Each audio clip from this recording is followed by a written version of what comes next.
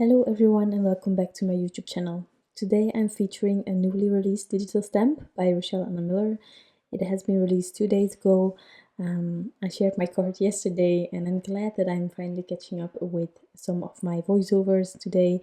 I'm featuring the Forest Sounds digital stamp. It's an adorable digital stamp and I took the time actually to fussy cut my images out. So I'm happy to be able to put it with some foam squares later on my card to get a bit of dimension going. But you can easily use it as Rachelle Anne Miller designed it because it's just an adorable scene that works so well. Now the thing was that with the name Forest Sounds, but also with the art print that Rachelle Anne Miller herself colored in, created, there is this forest scene behind her, and that actually inspired me to go and look between my dies to find a forest. I ended up finding this birch tree forest cover up by my favorite things. But the other thing was that I didn't want it to be that obvious in my design. I really love clean and simple, and I just was kind of trying to find a way to have a really subtle background going on without distracting or without being too much of a focal point. So I ended up actually die cutting the trees out of vellum, which is something that I have never done, but this way actually my card kind of stays wide or clean, and I really love how it turned out. So I'm glad that I'm showcasing this today. Again, the Forest Sounds digital stamp. Of course, I started with the fussy cutting because I'm the worst with it. I don't have the patience for it, but I just sat down next to my husband and my little girl and I just started fussy cutting it out, watching her in between. It was really adorable. She was distracting me as well, but it's okay. And then next I needed to figure out a moment to color things, create a card. That was a bit harder with the newborn here, but well, it turned out great. It worked out in the end, and with a bit of a delay I have this video for you, so I'm really glad I can put this up today. When concerning the combination, you can always check out my blog post. There I have everything listed, like the hair, skin, the dress. Probably you will already know these combinations, but they work, so why don't reuse it and then just find a way to create a card with it.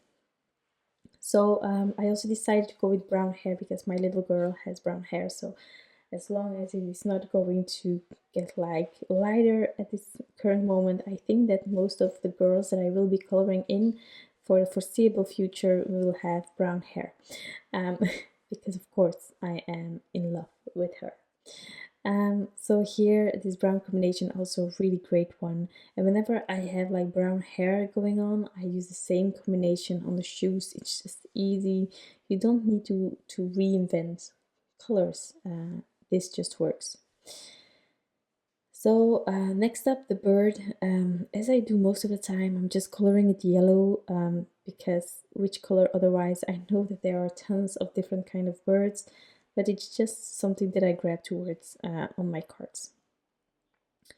For the bunnies, I decided to do one with the spots and then one really soft.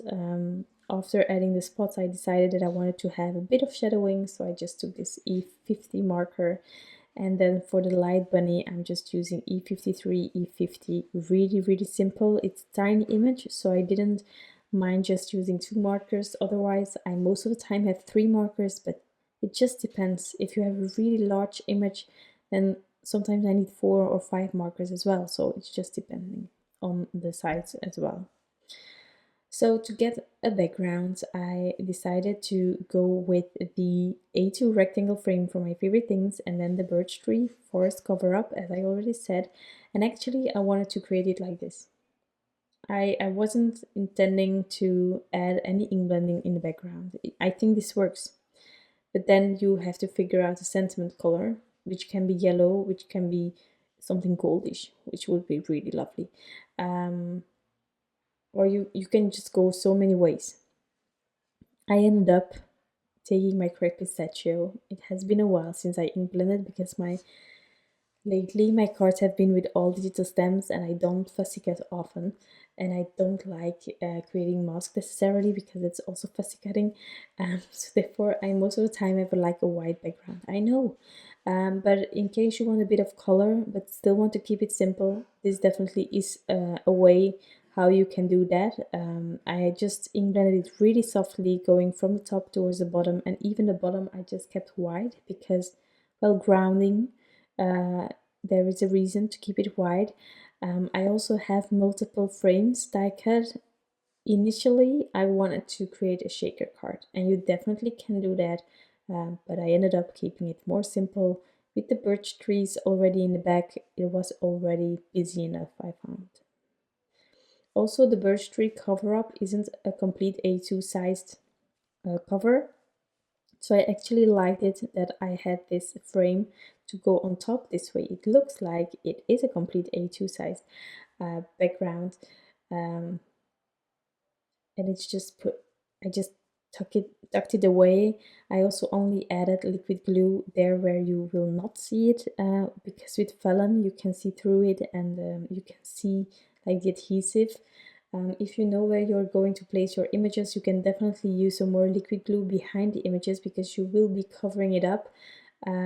But I just decided to add the images on top, and this way it would also be more stuck to the background as well. So I fussy cut, so I can use some foam squares.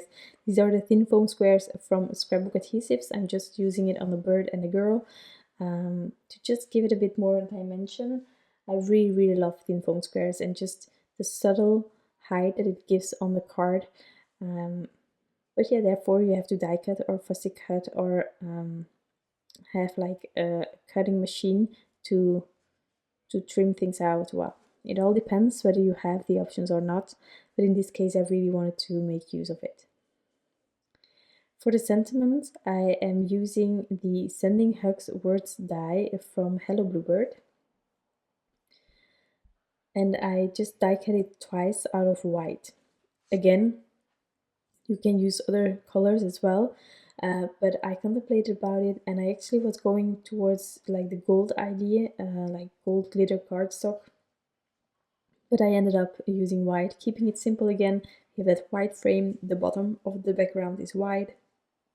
I also had some white elements in the dress and her socks, so that was going to work anyway. So I die cut the Sending Hugs twice. I'm going to use some liquid glue to add them on top. This way again we are playing a bit with dimension, not too much, just a tiny bit. Using some liquid glue for that, and then we will place everything on top of the card. Something that is also really handy whenever you're adding sentiments on top of each other like this here is to get an acrylic block and to just put it on top of the elements that you're just doubling up, because this way the acrylic block will be pressing for you instead of you having to press it down. Just make sure that everything is aligned well. Use your fingers for it.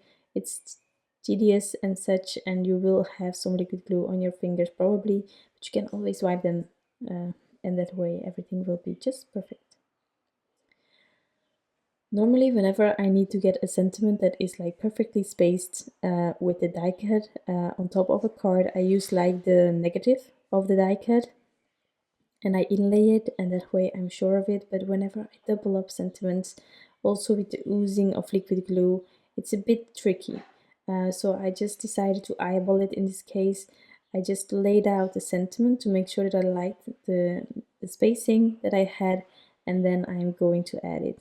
Reverse tweezers are a lifesaver in case of separate letters like this. The ending part that is all together, still a lifesaver if you have reverse tweezers, but that's doable. But if you have to add like each letter separately with your fingers and still have enough liquid glue on the back, it's just the worst thing for me. So reverse tweezers, I'm still contemplating about getting some more, because I just have one and it definitely works, but sometimes I just think it would be easy to have a second one, also in case I don't find it quickly. I don't have a lot of patience. I don't have it. So here again, acrylic block, it can always help you. If you need to add tons of liquid glue on the back of something, you can definitely just add an acrylic block for just a bit. I also used my T-square ruler, as you could see, just to make sure that my sentiment was kind of straight. And then I could add like the second part of sentiment. Also, not that it would be like a big thing, but the S of the sending, in my opinion, you can use them both ways, but most of the time I'm really annoyed by the fact that I am reversing it than what was intended by the die cut, so I made sure to have it right up as intended. And then don't forget the diddle. I'm just adding it with how is it called? An embellishing wand. I think it has been a while since I used it and I had to pronounce it. So I'm just using that to pick up this tiny dot because it's really, really tiny. And I'm just adding it a bit more in place with my reverse tweezers. It was a bit too close to the eye itself. I'm using a white jelly roll pen to add some white jelly roll pen details on the eyes, and that it will be my card. You can add more, of course, but I'm really not an expert in the white jelly roll pen details editing thing. So that is my card for today. I hope that you enjoyed this video and that you like the inspiration. Don't forget to check out the Instagram, Facebook, but also the site by Rachelle Anne Miller to get inspired for each creation that you want to make. There is tons of inspiration out there. Thank you so much for stopping by and watching this video. I hope you enjoyed it, and I wish you all an incredible day. Bye!